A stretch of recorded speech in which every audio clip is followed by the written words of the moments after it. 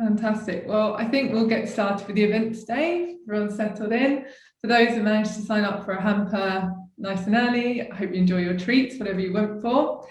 And obviously for future events, those will be on offer as well, that anyone that missed out. So thank you so much, everyone, for joining us this afternoon for our diversity, inclusion and happiness discussion as we strive to promote and overcome issues which have long been overlooked or under-prioritised. I personally feel privileged to host this event for education and recruitment leaders, as your business is a forefront of the change that are needed for these issues. In the education sector, you have the chance to train, teach, upskill and reskill people from all different backgrounds and sections of society. You enable your learners to bring about positive change in organisations which benefit from inclusive cultures, as proven in a study by Deloitte, who found these teams were twice as likely to meet or exceed financial targets and 3 times as likely to be high performing. In recruitment, you matchmake candidates to businesses and so hold the power to find the right candidates to enable this change and to educate organisations on the obvious cultural and client-facing benefits of hiring and promoting different kinds of people. And finally, for all of us, our employees' happiness is front of mind, both for their well-being and to ensure they feel supported and empowered to stay at our organisations. In our recent War on Talent event, we highlighted the Future of Work report conducted by Raconteur, where 80% of senior leaders said they were concerned about retaining valued employees. But how do you retain talent, and what initiatives are actually getting all of this right? Our panel of Veronica Armstrong from Salesforce, Heather Black from Supermums and Dave Faulkner from PolSource will discuss what's working for them and what makes employees happy and how they look to measure that impact later in this session. So please feel free to post comments and questions as the event proceeds, as there will be Q&As throughout. But first, I'm very excited to get us started and introduce Sammy and Arifa, 2 graduates of the Avado Fast Futures programme. Fast Futures was established last year by Avado in response to COVID, with a mission to develop the employability and digital business skills of thousands of people aged 18 to 24 from diverse backgrounds. Diversity and inclusion is a core focus of the 12-week upskilling programme, with all applicants assessed for key behavioural traits like curiosity and resilience, rather than educational attainment. This is translated into amazingly high level diversity, with 47% FAME, 61% female, 55% from low socioeconomic backgrounds, and 10% LGBTQIA. Welcome, Sammy and Arifa. Hi, thank you. So I'm going to start with you, Sammy. I'm sure everyone would like to know how you actually heard about the Fast Futures programme. Yeah, so I think if I can remember, I got an email about it. I don't know how. I haven't got my details, but good that they did. And then I just read through the brief description that they gave about the programme, and I thought, you know, let's be proactive and get myself involved in something that I never would have. And then it came at such a good time because it was this period where I lost my job due to COVID, and then my apprenticeship got cancelled. So that was hit on pause for quite a while. So it was kind of, let's get myself stuck into something that's going to teach me and build me up professionally and personally. So I'm happy I clicked, yeah. Yeah, that's amazing. You had such drive to obviously take the hit of losing your job and still persevere and sort of reskill to something else. And Arifa, how about you? How did you come across Fast Futures? Yeah, something similar to Sammy. So I've just recently graduated from university, and we have this sort of jobs board called Target Jobs, sorry. And yeah, an email came through and it said to apply, and it came with a long list of other jobs as well. And I thought, okay, maybe, you know, in order to get these types of jobs, I need to be able to have the skills. And I thought that was a great opportunity there for me. So yeah, email marketing somehow works. Very glad to hear it. And what made Fast Futures stand out to you, Arifa, as a programme you really wanted to be involved in, as opposed to sort of other trainings out there? Yeah, so I think like it's really nice to see that, you know, Fast Futures is trying to tackle that digital skills gap. and the world is changing and traditional academia is sort of lagging behind. And finding this program, something that offers digital skills, technical skills, something that's really in demand right now, that was appealing to me as an English pretend. At that point I wasn't graduating from English, I was doing my final exams, but I had that anxiety there, and that sort of kept me at ease knowing that there is a free program out there for people from underrepresented groups who in the workforce, just having that opportunity. And I thought, okay, it's free, it's there for me, I should go for it. And yeah, I'm glad I did. Yeah, and is that, Sammy, did you sort of, with the similar things, what appealed the program to you? I think it was more of, I mean, it being free, definitely. um, and then just learning about a whole bunch of different things, marketing that I have no background in, digital and data, even working in teams, being skilled and efficiently and well enough to go out in the working world and know that I'm competent in team building, and then also developing our entrepreneurial skills and speaking at events like this, because I've spoken at a couple during my time at Fast Futures. So all of those things definitely appeal to me, and again, I mentioned before the whole building professionally and personally. Fantastic. Yeah, and I think that's so important, obviously giving you those skills that you learn maybe outside of university or school, where you are interacting with different business professionals and feel confident in your skills to do that. I mean, going into that, it's obviously quite an overwhelming thing to apply for. It was huge numbers applied for the program. So how did you find the hiring process? I mean, Arifa, do you want to talk us through what that looked like and what you liked about it? Yeah, so I thought the hiring process was quite it made me feel comfortable. First, we had like a game that we had to do, so it wasn't like a standard psychometric test. And I felt like it sort of appealed for our generation because we've sort of grown up playing games. So it made me feel less like it was less daunting as an experience, made me feel more comfortable, and it was interactive and fun at the end of the day. And then the second step was to have a one-to-one phone interview, and I really liked the interview because it felt less like interrogation and more like an open conversation. So they didn't have your CV, they didn't know anything about you. I was a blank canvas at that point, and I really liked that because I was able to explain my journey, who I was. I felt more in control over like my identity, who I was. And yeah, I just didn't feel like there was that anxiety of having to stay within the parameters of a CV.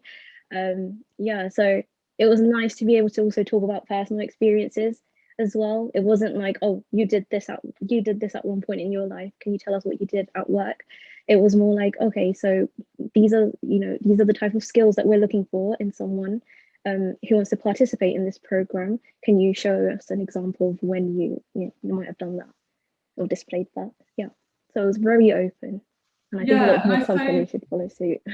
I suppose as well, Sammy, you'd obviously had a job, so maybe gone through a different recruitment process or hiring process. So what was the differences for you between that and how Fast Futures approached it? Yeah, just like Aretha said, we grew up in a generation where games was shoved down our throats, so that's all we knew.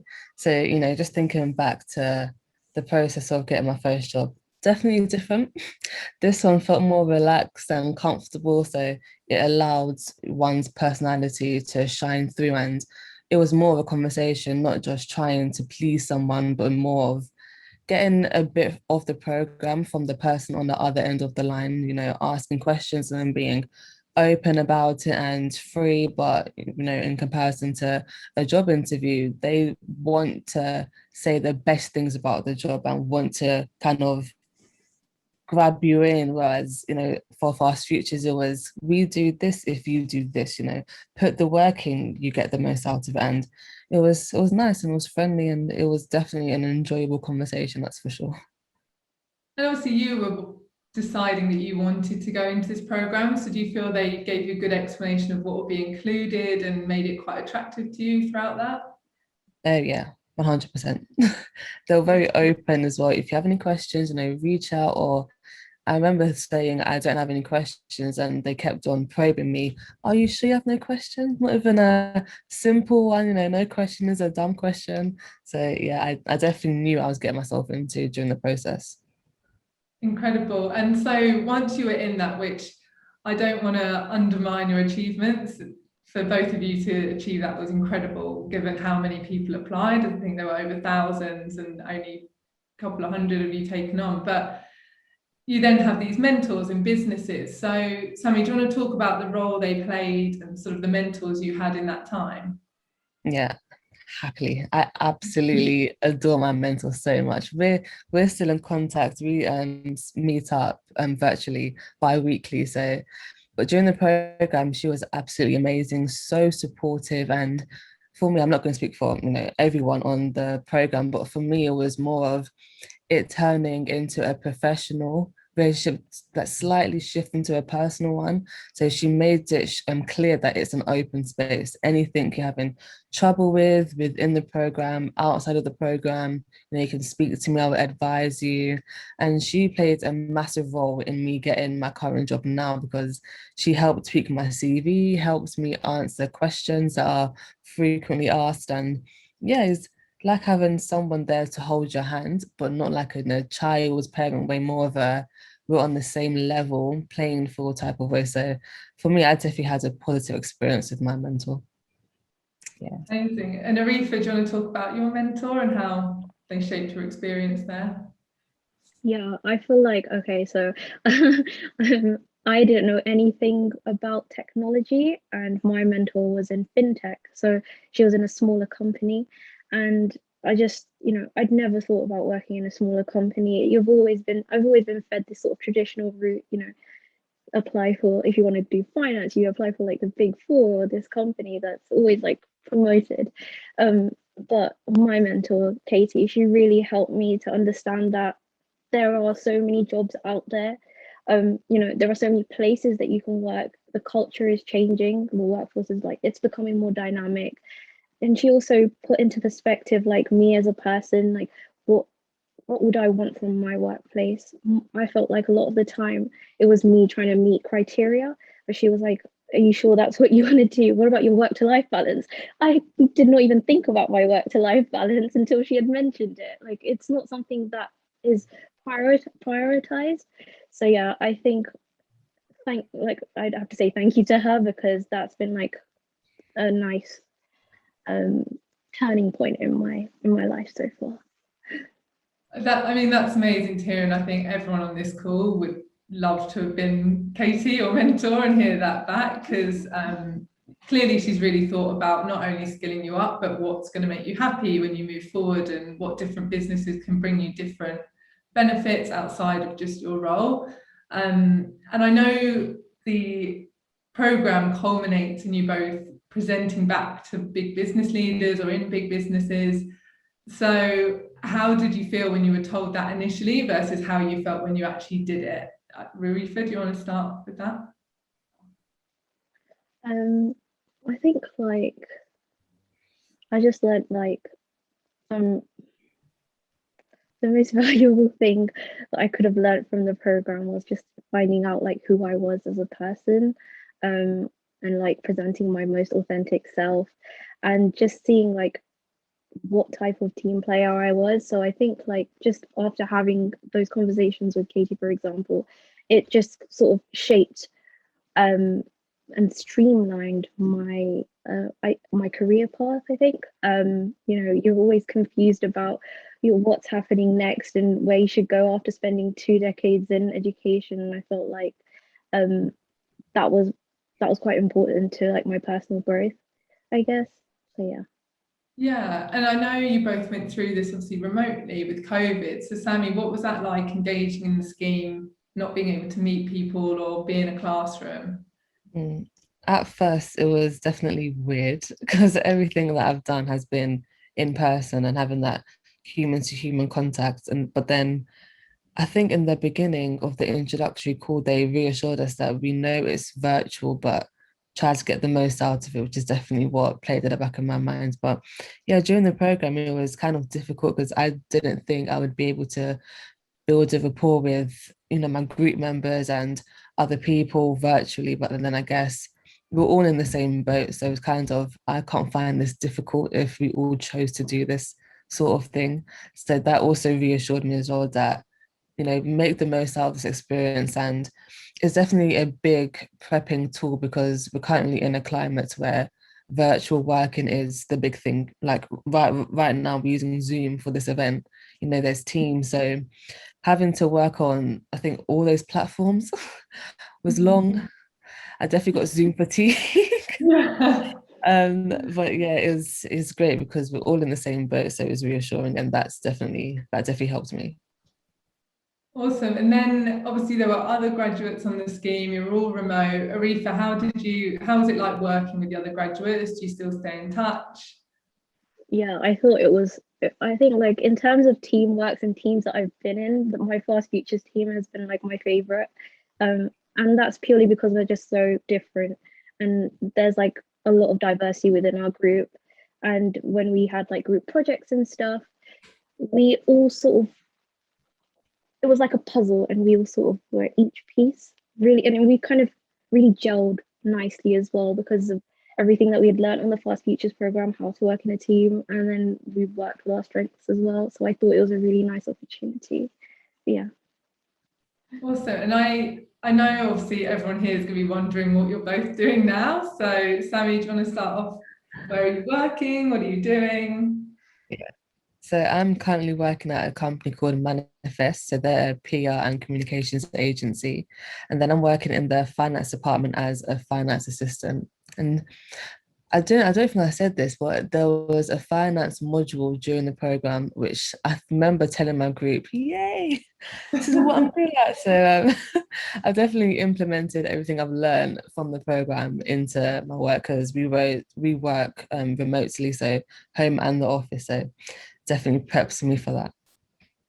Incredible. Congratulations. And Arifa, what about you? What are you up to now? So I'm currently doing an internship at Seckle, which is a fintech wealth management company owned by Octopus Group. And it was actually Fast Futures that led me right into that opportunity because um, my group's project was chosen as like the top 3 by Octopus, and they were the ones who gave us the brief.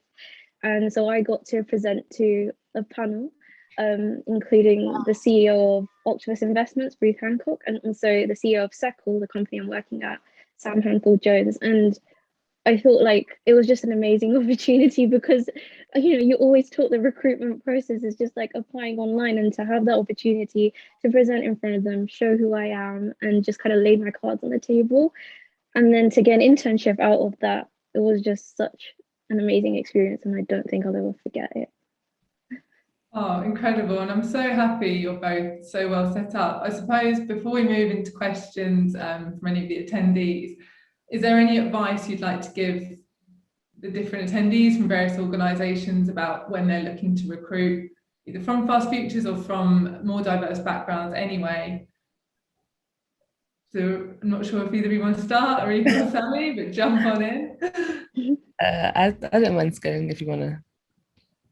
I don't mind, it's fine. So an advice that I'll definitely give is definitely don't focus too much on someone's CV because that never tells the full story. And even though now we hear that a lot, but hear it from the horse's mouth. Someone's CV, mine definitely doesn't say who Samantha Philly is. I like to shove my experience down people's throats because that's where I develop most, not through my grades or I don't know, my first ever work experience role is what's recent and what's come down the line because that's where pure growth and knowledge is. And definitely make it more like a conversation, however the recruitment process is like or how they obtain potential candidates, because that's what definitely helped me with my current job. And I honestly love my manager so much. We get on so well. It's because from the very beginning, it was a conversation, not an interrogation. And definitely see what that person's culture and values are. Because with us Gen Zers or whatever you want to call it, we like to see ourselves in that company. So if our values align, then you'll definitely get someone, but definitely move away from traditional ways of recruiting people. I think that's fantastic advice. And Arifa, do you want to add to that as well? Yeah, I'd just like to echo what Sammy said. Like everything she said was completely my opinion as well. And just like I think accepting that the world is made up of different people. A lot of companies might find that they're hiring the same type of person with like the same personality trait, and just being more open to hiring people like you know, just hiring people from all backgrounds who, and also taking into consideration it's not a level playing field, and sometimes, you know, some people may not have the network, and I'm really grateful for Fast Futures for allowing me to build a network. And I don't think I'd be here, you know, if Fast Futures didn't give me that opportunity. So just like, I think, yeah, just empathy and understanding and just accepting of everybody. Yeah. Awesome. And so we've got quite a few questions coming in. So the first one we have is, how do you feel in the workplace after your training and mentoring? And I suppose, Sammy, as you'd been in a job previously, do you want to start with how you felt differently having done the training? Oh yeah, there's definitely a difference, you know, with my first job to now, even during the program, I didn't have someone there to fully guide me, even though in my previous job, not bad mouthing them in any way, but they would reassure that we're here for you, but it's kind of like you didn't really get that vibe because everyone's busy doing their own thing. But then during the program, it was you actually have a mentor that means I'm here for you.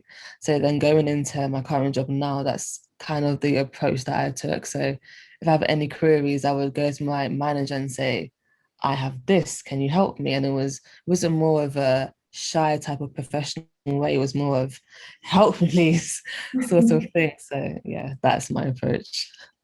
Also, in Aretha, how did you feel sort of having done the training when you got your first role?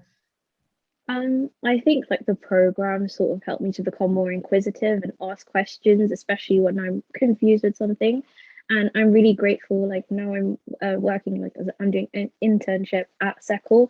The environment is already like very welcoming in terms of like asking questions and stuff, and it's nurturing um, of that type of personality. So yeah, if I think Fast Futures has really helped me to understand that, you know, we're living in ambiguous times, things are changing, and it's important to ask questions just so you can navigate around the world of work. So yeah.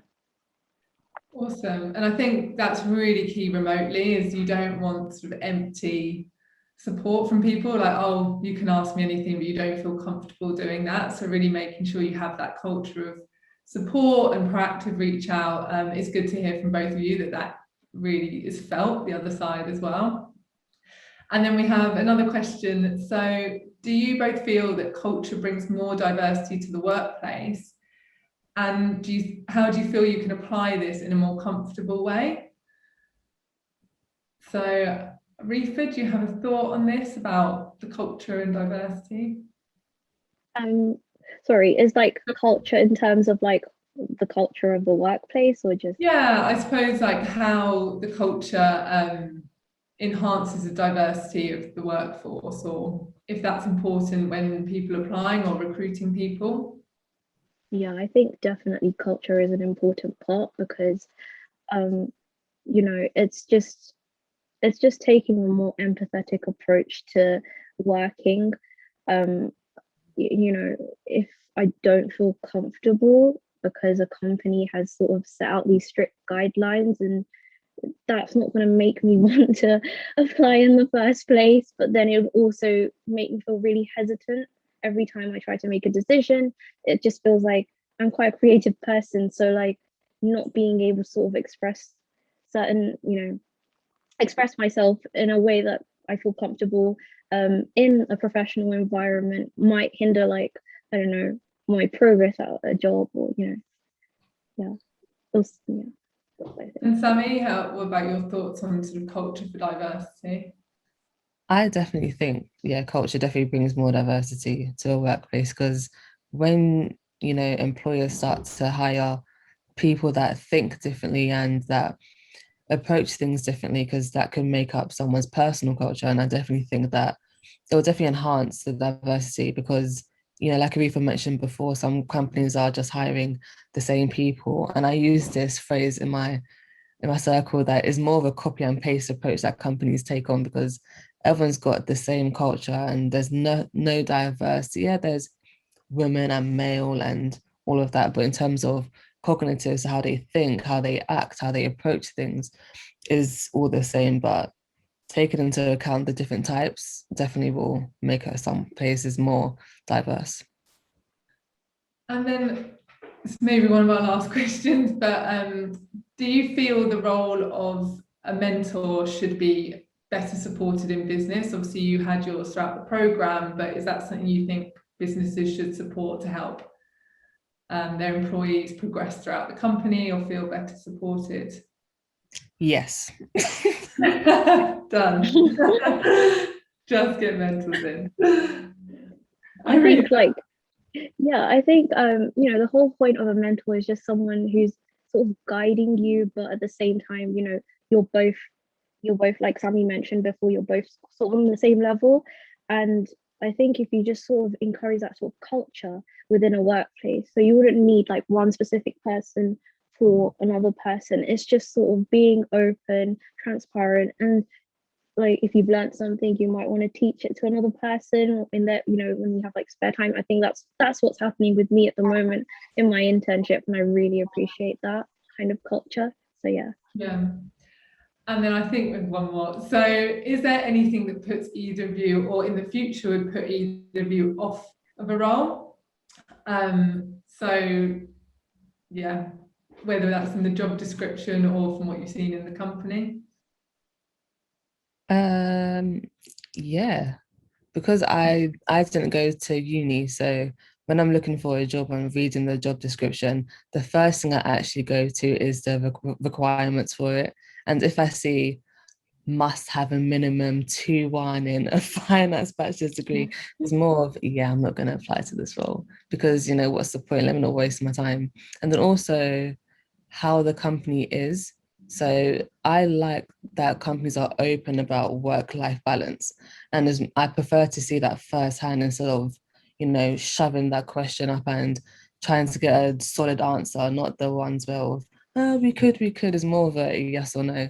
So when I see that, it's like, okay, so if you do that for me, then you could do other things for me. So yeah, it's more of a what I like and what I don't like approach I take. I think that's a great point around both degrees. I think everyone needs to make a little bit of a change, especially with what's gone on with universities and the price to go there, and realise there are much wider skills that are still applicable. And then, like you said, you don't want to feel uncomfortable as a candidate going to an interview and having to ask difficult questions about benefits or flexible working, or I suppose before COVID, whether you could work from home. It should be offered up as something they're proud of and encouraging you. So I think those are two excellent points.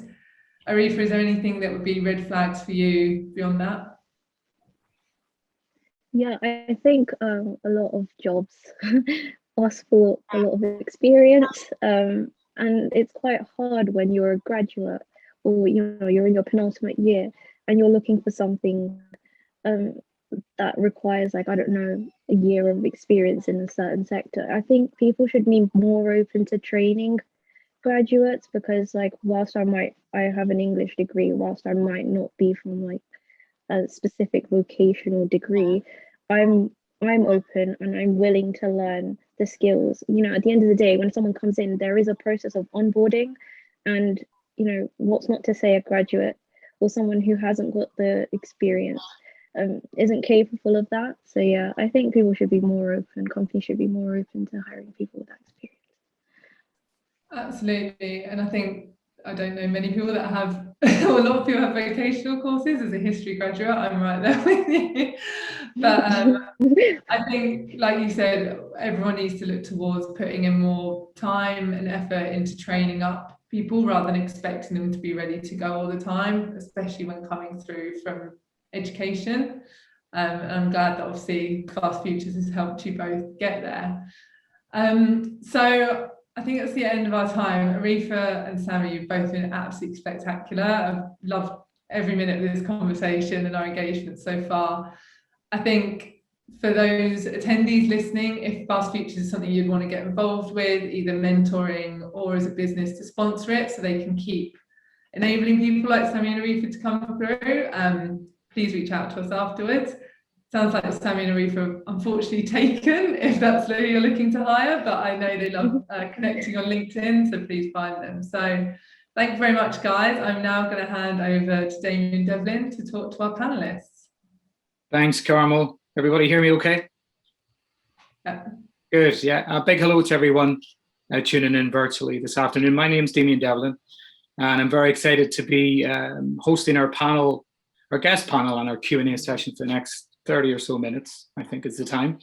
I've loved hearing from our Fast Future grads, Sammy and Arifa, great stories. And what a great but also different learning experience for these amazing young people. So really good. I'm glad you could join us this afternoon. Thank you.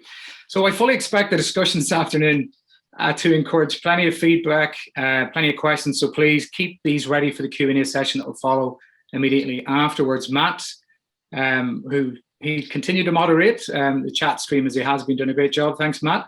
And we'll be gathering your inputs as we progress. So very quick intro to myself. I'm a sales leader at Salesforce. I've spent about 10 plus years now with the business across our high tech and business services teams.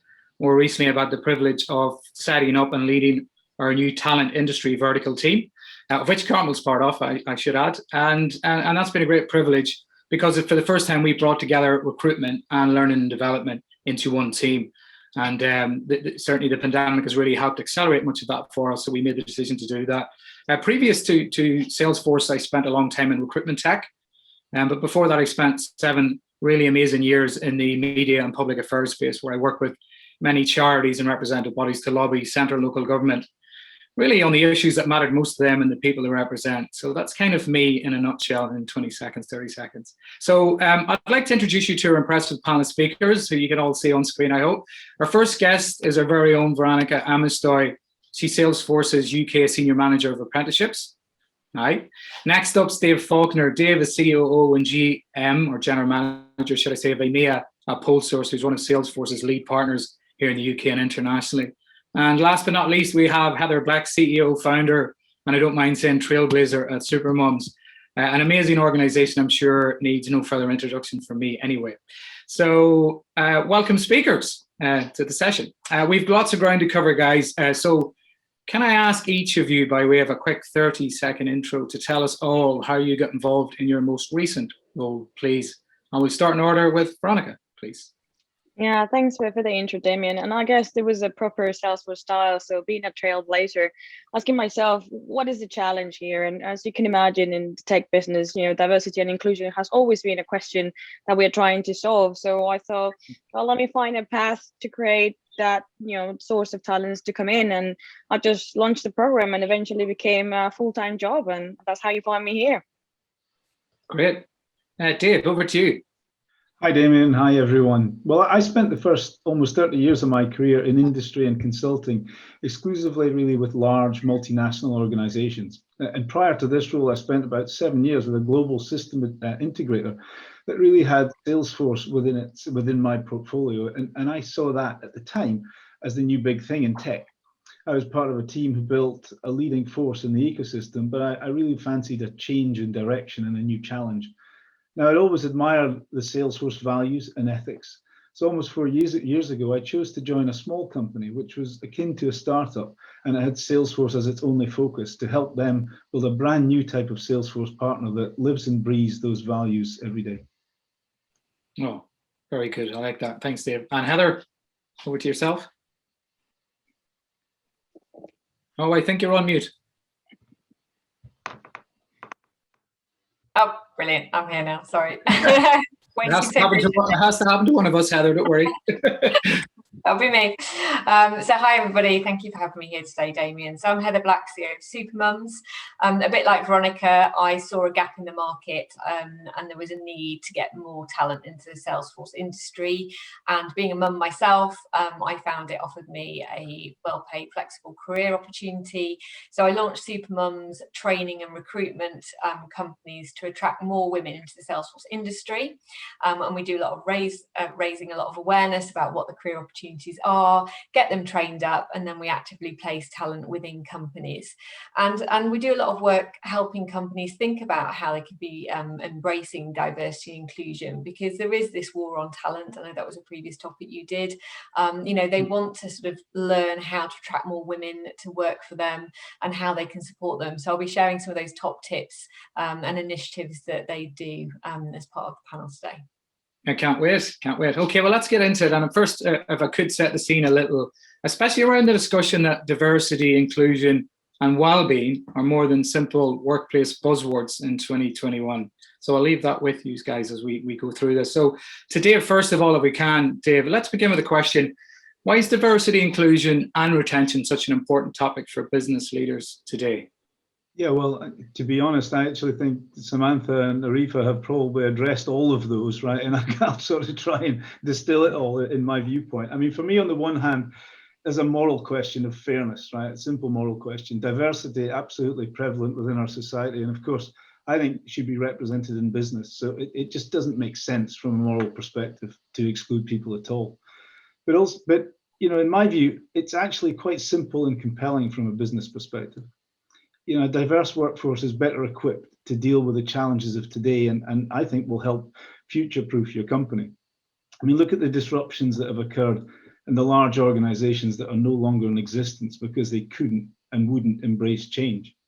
The one certainty we all know now in our world is that change, be that global supply chain, sustainability, climate change, globalization, these will all be constantly with us, and a diverse workforce is an essential component to deal with these challenges.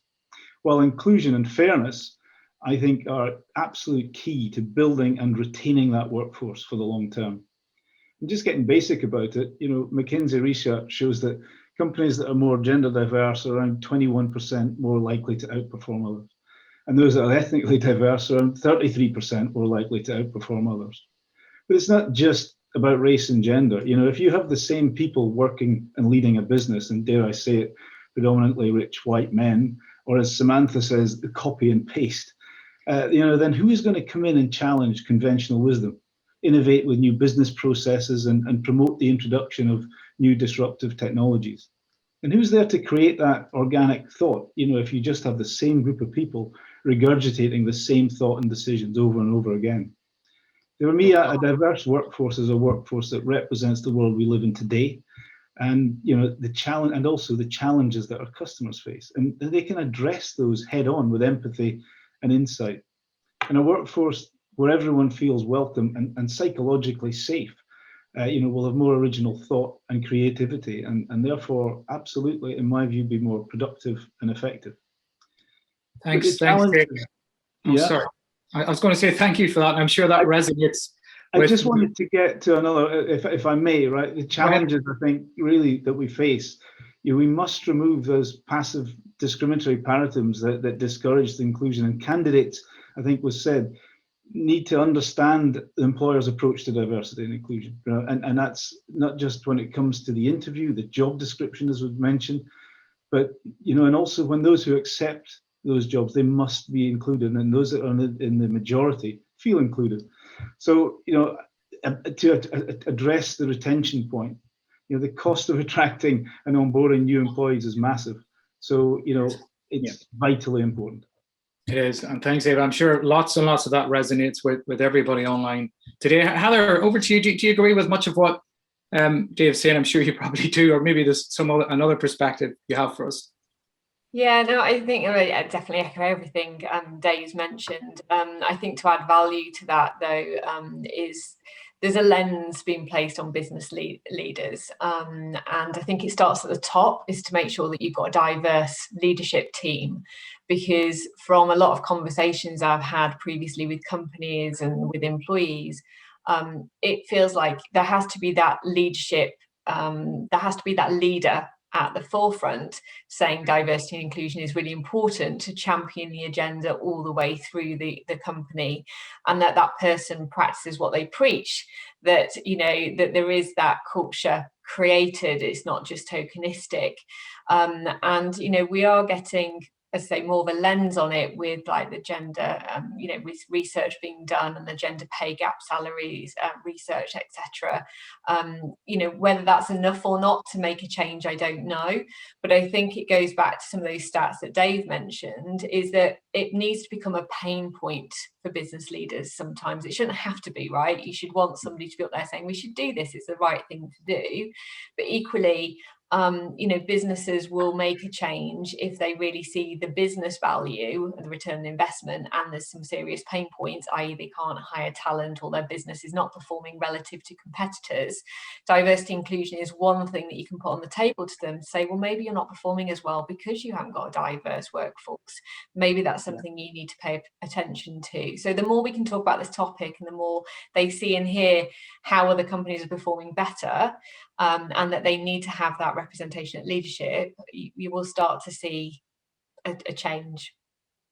So true, Helen. Look, I'm constantly hearing, you know, new initiatives being introduced from our customers every other day around improving diversity, inclusion, and retention. I especially love to hear about the focus on happiness and well-being, and how they're so important really to help drive culture across businesses.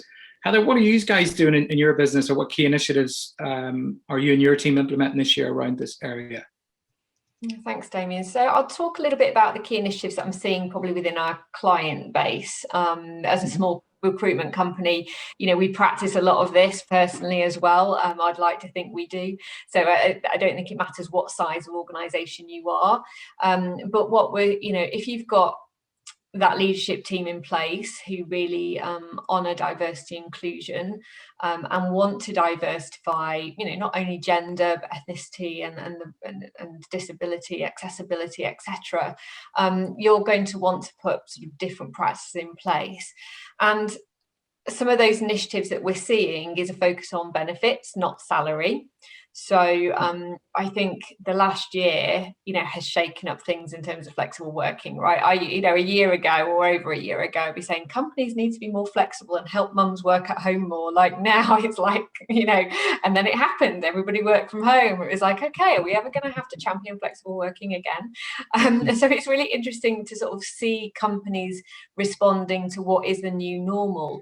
And I've been quite shocked, to be honest. Like there was a press article announcing that Deloitte was going to allow full remote working for their staff, and I'm like, wow, this is amazing. Like a company of that size being that open to remote working is phenomenal. Like who would have thought that would have happened you know, over a year and a half ago? So you're seeing flexibility be offered, and some companies are going to be left behind because some companies are not going to revert back. They're going to revert back to their norm, and they're going to lose out on talent and again sort of discriminate against mums that have to pick up kids and, you know, can't commute all over the place. So I think companies are going to win who offer more flexible working and fully embrace, you know, some of the, dare I say, benefits of the pandemic that we've been through. Like what has it taught us? Like people can perform at home as well, and you know, can we continue to honour that, because that certainly helps mums, which is more my marketplace. The second thing is about family benefits.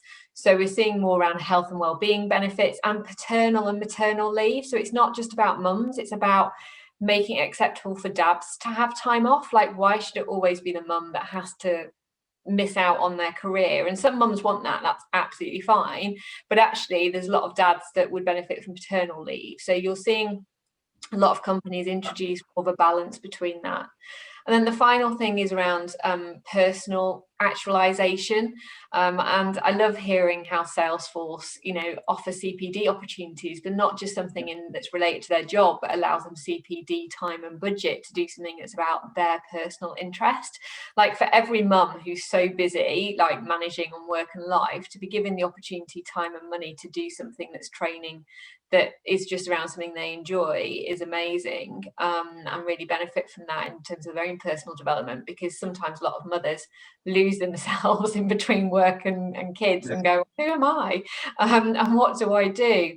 So you're seeing, we see when we are placing candidates in roles, the competition isn't around salary anymore. The person is choosing the company that gives them the most benefits salary is important, it still holds something there, and it's maybe about progression opportunities, about commission incentives, you know, what you get. So finance definitely is in there, but interestingly, it's actually more about the benefits that they're giving people, and that's going to retain people long term, because they feel that it's a place that they can stay and they don't have to leave after having a baby.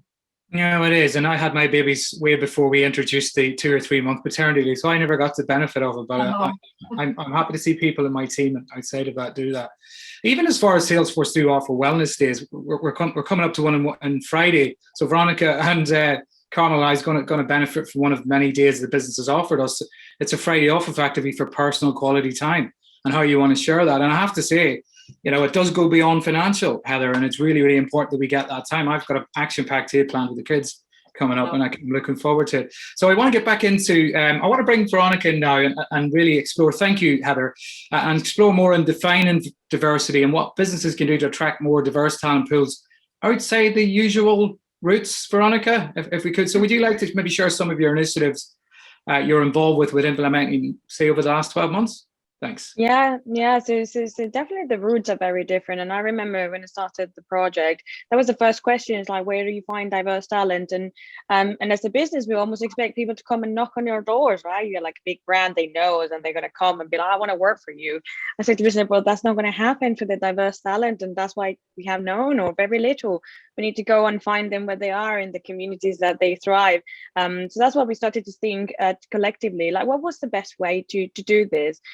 So one of the initiatives that came through that was working with charities or companies that actually do similar programs to what Fast Feaster you offer to Sam and Arifa, which is employability skills, you know, some sort of training or education, and then partner with them to say, you know, can we campaign our roles with your cohorts that you have inside these programs? You know, can you actually promote this idea so they come and apply, or even encourage them? So I remember our first application, I went all into diversity and inclusion, and I got 2 females that applied to the role. So I realized, well, I have done something wrong because they're definitely not coming in.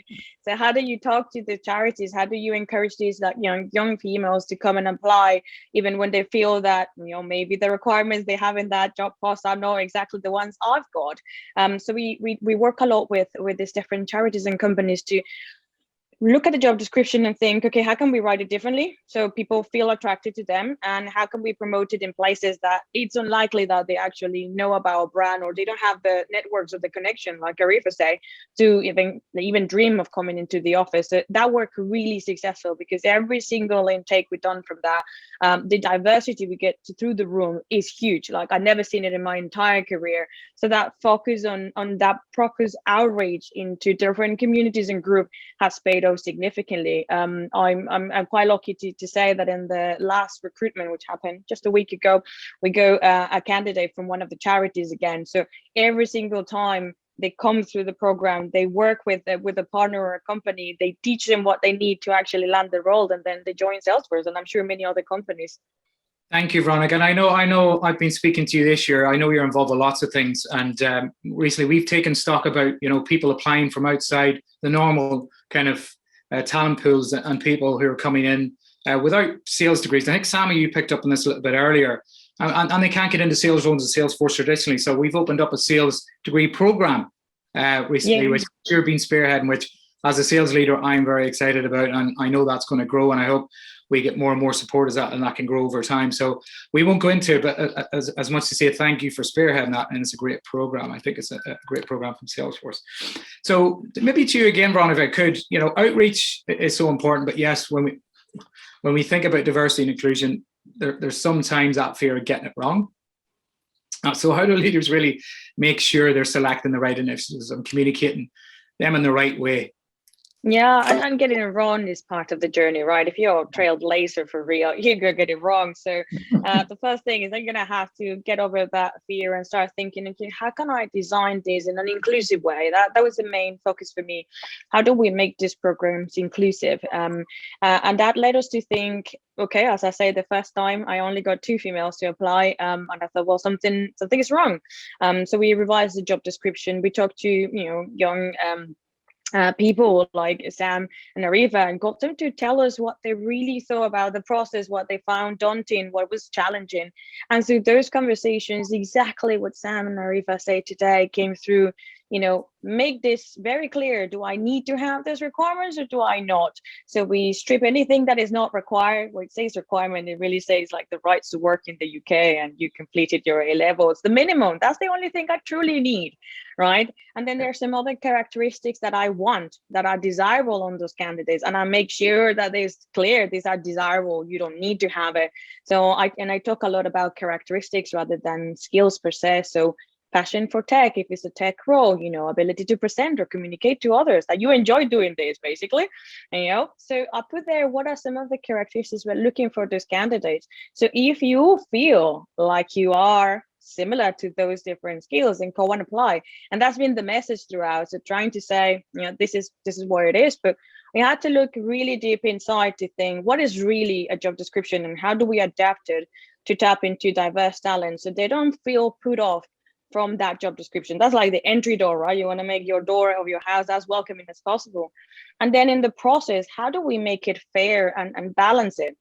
Mm-hmm. Right. So some of the initial challenges we had is, some people will come without the employability skills, so they might not be necessarily as good at, for pitching a product. And we had to ask ourselves, can we teach that skill? Can we really teach them tech? Can we, get them to practice enough time to become really polished at communicating with others? And we say, yes, we can. Yes, we can. So it's not a requirement. It wouldn't necessarily be a selection process. So I have candidates that come into tech roles that actually have absolutely no tech backgrounds, because we put in place a whole enablement program in the background to say, well, you come in, as long as you're willing to learn the tech, you're part of the crowd, because you can do it. We can teach it. We can really help you learn that. So that really helped us start to say, okay, we no longer have challenge of females applying for tech roles, because, well, all I need them is to like tech, and that open up for people that might have, English English university's degree, or people that were actually doing business and they apply for that. So think about those different things and make it all inclusive and focus on that. And if you get it wrong, pivot around. That's how we learn. It really can be taught. That's what I'm taking from it, right? So to Heather, it just kind of staying in that, but also to delve a little more into the importance of feeding back and feeding upwards, and what leadership can do to make themselves more amenable to feedback and change internally.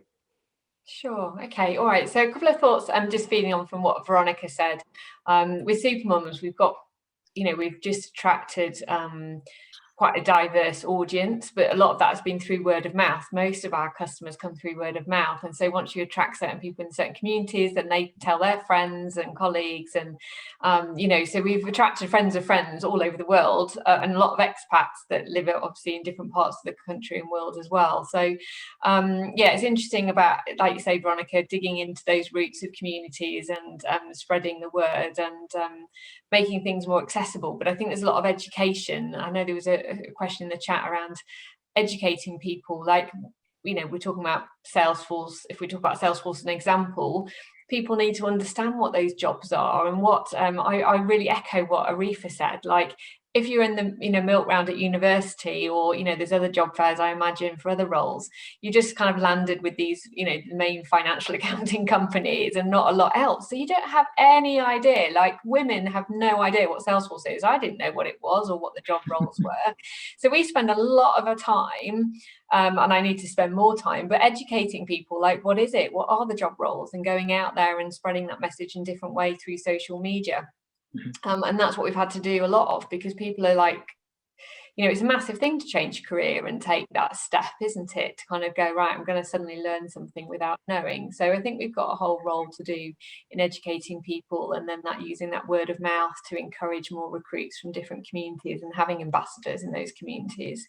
I think in terms of, feeding back, I think leaders have to be very aware of who they are hiring. And again, that echoes probably a question in the chat right now, like, what is our diversity as a company? What are we doing? And I think what is really important, and God knows whether it happens or not, but if you're interviewing people and they're asking for XYZ benefits, all of that needs to be properly recorded and noted and fed back up to companies, because we have companies that we're hiring for that are now turning around going, oh, what's the problem here? Why are we not hiring? Why are people declining our jobs? And so, you know, it might get mislaid, you know, in terms of that whole, what applications are we getting? Are we getting diversity or not? If they aren't then accepting the role or they're dropping out, what is it that's stopping them taking the role? All of that needs to be clearly documented and fed back, so companies can really embrace and go, where are we going wrong with our recruitment strategy or retention strategy, and properly then looking at it and going, okay, well, these are things that we need to introduce. And also look at what their competitors are doing. You know, if they're losing out, they can't just look insular. They've got to do that external analysis to go, well, actually, what are our competitors offering? What do we need to do differently?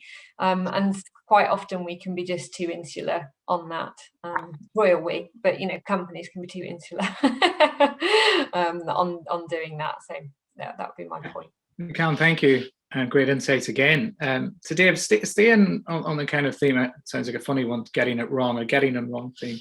But keen to get your thoughts on avoiding the obvious pitfalls and also any useful tips you might have for our virtual audience this afternoon, and perhaps maybe getting it right more.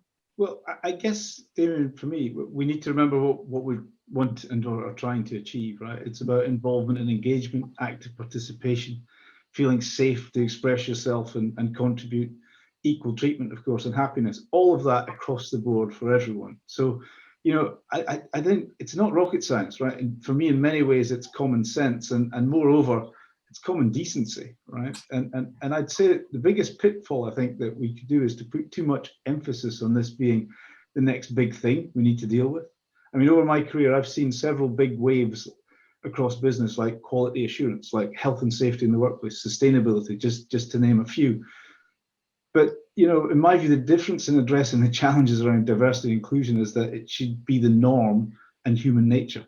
So implementing initiatives, like it should just be like any other business motion. Some will be fit for your organization and some won't.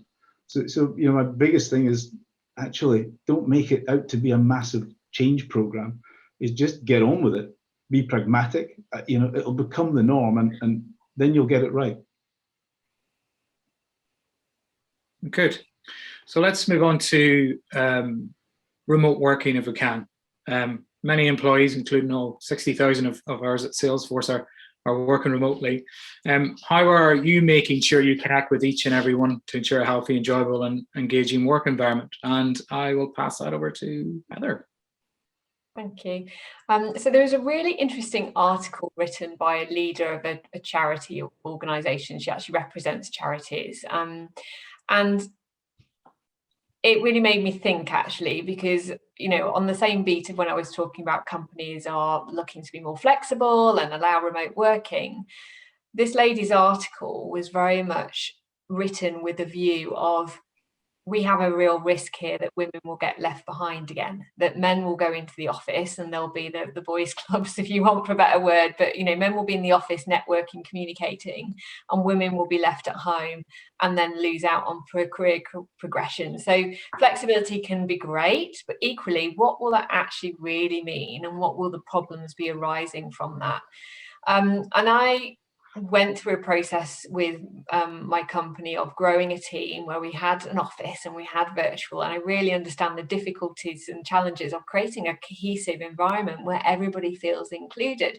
So using Chatter and making sure everybody used Chatter to communicate was something that we sort of encouraged. Now it's probably Slack and, you know, all those evolutions. We use Slack within the teams as well, but making sure that you've got good sort of meeting rooms where you can have a physical and virtual team all feeling included is important, so everybody's there and present.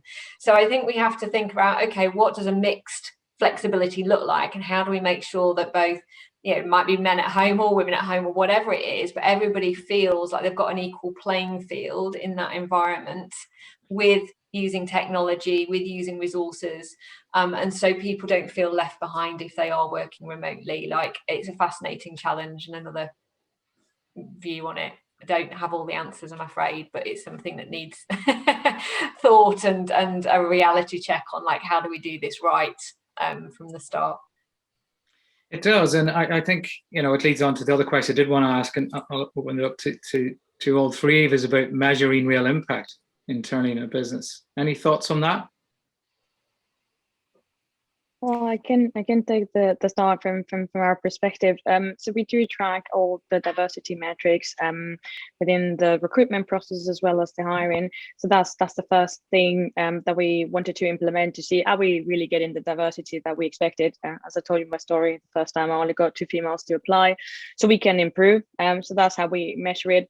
But I think this is kind of a change that for us will, you know, eventually change the landscape. And one of the measures I have in place, which is definitely not a short term one, is how do I see these young people become the leaders of the future? So for me, it's tracking their career progression and making sure that we're actually giving them that real chance. So in 10 years time, maybe one of them will be my boss. And that will definitely speak loads and loud about the actual success of us, not only recruiting diversity, but actually retaining them and promoting it in our company. Yes. I think from my point of view, we've done well-being surveys, so that's a way of measuring people's well-being and satisfaction with an actual scoring process and one-to-one consultations. But similarly, the other way of allowing full communication from leadership down to bottom is having like an employee forum as well, so they can, you know, represent views of people's thoughts and feelings, because what can happen, you know, and this is probably very true of larger companies especially, is that feedback from lower members of staff will never reach leadership and they don't have any clue, right? And they're left sort of going, well, hang on, why are all these people leaving? And they just don't get that visibility. So providing sort of employee feedback forums or surveys that collect that bypass management and create collective views for leadership, I think help you track and manage feedback properly. I think you're absolutely right. You know, there's a formal channel and there's an informal channel, you know, and you can try and measure with these programs as much as you possibly can, but until you really get under the covers through that informal channel, you know, that understanding that through the network within the entire company is very important. Yeah, so it makes me think of a recent event we did, and we asked a question, and we talked. One of the directors on the panel that talked about buddying up with the board. We had a designated day in the current month or quarter where any member of staff would have the opportunity to have a coffee, lunch virtually, of course, with any member of the board to be able to have those. So I thought it was a really good one. One I might talk about internally in our own business as well. We find ourselves quite flat, but you know, we are still 60,000 people business, so it's very difficult to remain flat. I see Veronica nodding her head there. So I think what we should do is probably there's a bunch of questions coming in, and we've kind of in the Q&A session now, we've got in there by default. And let me just see. Matthew, do you want to ask any of the questions? I've seen one appear that I would like to ask if I can. Let me see. How do you drive change and diversity in a company that has none? Anyone want to put their hand up for this one? Yeah, well, I was going to say, let me take a patch at that. You know, when I say a company that has none, as I mentioned, I was working in an organization that was akin to a startup. And when you're in a very, very fast growing environment, it's actually, you know, I'm going to say it's difficult. I'll hold my hands up and say it shouldn't be difficult, but it can be difficult because, you know, you've got to fill roles very quickly. And, you know, you're filling roles with standard job descriptions and things. And you have to very simply turn around and make an effort, because you get to a point very quickly when you look at your organization in the mirror, you go, oh, wow, you know, look what we've grown very quickly that is not necessarily as diverse as you want to do it. So you've got to very simply sit back, take a look at it, and you know, set yourselves goals and objectives. I know that sounds very basic, but you don't necessarily think of that in a high growth environment. Yeah, everything's moving so quickly, Dave. I think there's a good question coming in at the bottom here. I want to get it in. Women in tech are a rarity, and how do we encourage and empower more women to take up technology training and jobs? Who'd like to answer that one? I'm happy to say that one. I mean, my approach has been to get people to tell their stories. So, I mean, echoing the whole Salesforce trailblazer kind of stories has been one way that Salesforce do it. We have a day in the life of a supermum, so we get all our supermums telling their story about, you know, what their journey was, what the training was like, you know, what they're doing now, because everybody, it's the confidence. Is this real? Does it, you know, what does it mean for me? Can I do it? You know, women suffer from lower confidence to, you know, to make that choice. It's, I say, they're short of time and money quite often. You know, it's about, you know, is this the right thing to do? Which is why they might slip into more lower paid, easier, what they see as easier jobs, because they're, you know, whilst they're managing their kids. And so we just try and share more real life stories with people and get them excited by that and inspired and energized, and they're like, oh my god, yeah, this woman is managing this job around her kids and it has given her flexibility. And you know, just tell the stories of real people, because that's the only way you can do it. I could say it, but I'm obviously, you know, it's my program and my sales, you know, other people could do it. So it's the real life stories that have to empower more people to come into this network. And I think that's you know, what I want to do is tell these stories more within the communities that, you know, their communities they come from, going on Veronica's sort of approach, because then, you know, they relate, you know, to other people in their community and tell that story. No, I love that. You know, tell stories of real people. Yeah, and I guess I like to what Heather said is changing the face of what does it mean to be a techie, right? And I tend to bring most of my female apprentices to do the talk, so they say they're a techie, but well, they don't look like the stereotypical ones. And starting to, you know, create those portraits of who are heroes in tech will definitely encourage many more to apply. Good. And I want to, Laura has got a great question in here around, I work for a global company who has a diverse workforce, but they seem to be meeting quotas and not hiring best person suited for a job. Thoughts, anyone on the panel? Well, I can chat on this one, because there was a challenge that was posed back to me, was that we're trying to meet a quota. I say, no, we're trying to hire people in places that we never go to find. So I am very much invested on the outreach. So I go everywhere. I consider myself, for those that like football, I'm looking for Mané and Cristiano Ronaldo in their own countries, right? So I go to places that you're unlikely to go. And I do a reach campaign, but I'm still finding talent. They still have to go through a set of panel where we get to do, you know, exercise to, you know, make sure that they are matching the skills. But when you do a really significant outreach and you invest in reaching these people in the community, you already have diversity before you even start the process. And that's what allows you to then the outcome to be a really diverse one, rather than have to choose if you're getting talent. I'm not excluding anybody from it. Like you can come from many walks of life and you can be in the panel. But what I'm doing is making sure that those are in Brazil or Senegal know about this and they come to apply and play. And I think, you know, it's interesting, if I take it back to Salesforce, we've got a great external recruitment team, but, you know, the onus is in each and every one of the hiring managers to extend beyond just even a traditional challenge. So instead of saying, look, I need 5 roles or 3 roles or whatever, you know, the old way, if you like, is really to put ourselves out there. And you'll probably be hearing more of Salesforce coming up to September and October, when we were looking out to the market to see what we're doing next year and the people that we want to attract in. So stay tuned for that one. Any other views on Laura's question from the panel? We've got a minute or 2 left. Carmel, keep me honest. I just think there's a couple of aspects there, right? You know, you have said you were for a global company. I think the larger the organization is, you know, we've got to be realistic here. You know, there are business pressures and there are time constraints, and you really do have to hire the right person for the job. And I think, you know, the global outreach that's available to you as a very large global organization is going to, you should be able to Veronica's point, find that the correct talent for the job in many places. But smaller organizations will find it challenging. And again, you know, you might set out with the objective and maybe fail that time, but just keep at it and make sure that you carry on, iterate, and you'll get it right, to my point earlier. Yeah.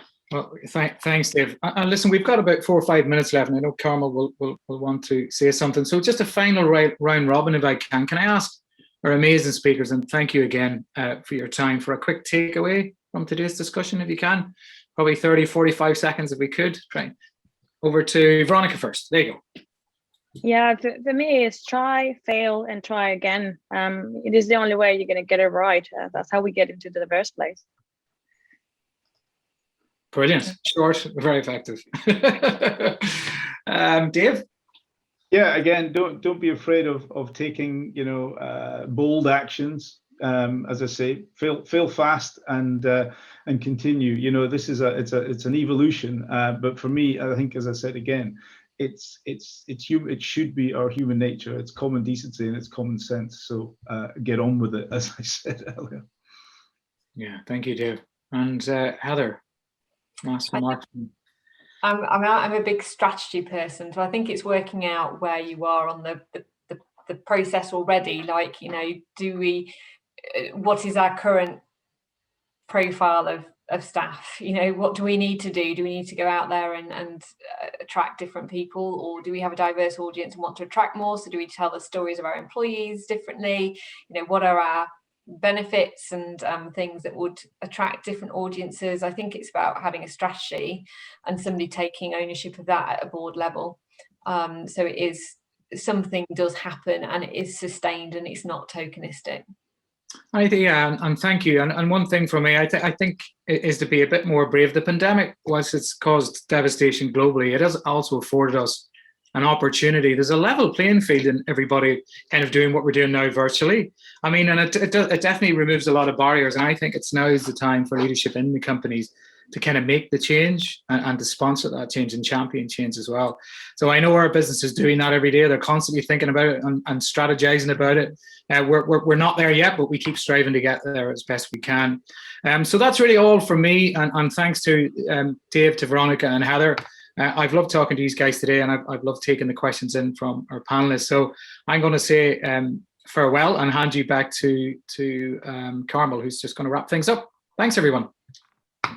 Yeah, thank you, Damien, and thank you for obviously interviewing our amazing panelists. I also want to say a big thank you to Sammy and Arifa again. Obviously, incredible to hear your side of the Fast Futures programme, and our partner PolSource for putting today's event together, as well as our marketing extraordinaire, Sarah Paul. Again, if any of you are interested in becoming a mentor or sponsoring Fast Futures, as I said before, please reach out. I know they're very keen to have people support the programme. And similarly, Supermums have a Salesforce admin Salesforce admin trainees from a range of different professional backgrounds who are looking to be interns. So they can provide about 48 hours of volunteer support over a 6 to 8 week period. So if you want to get involved with that, again, please reach out. I know it'd be fantastic for you to help those people's careers progress as well. Thank you for engaging so readily in this topic. We will be trying to host more, and have a great evening. See you everyone soon. Thank you. Thanks, everyone. Bye. Thank you.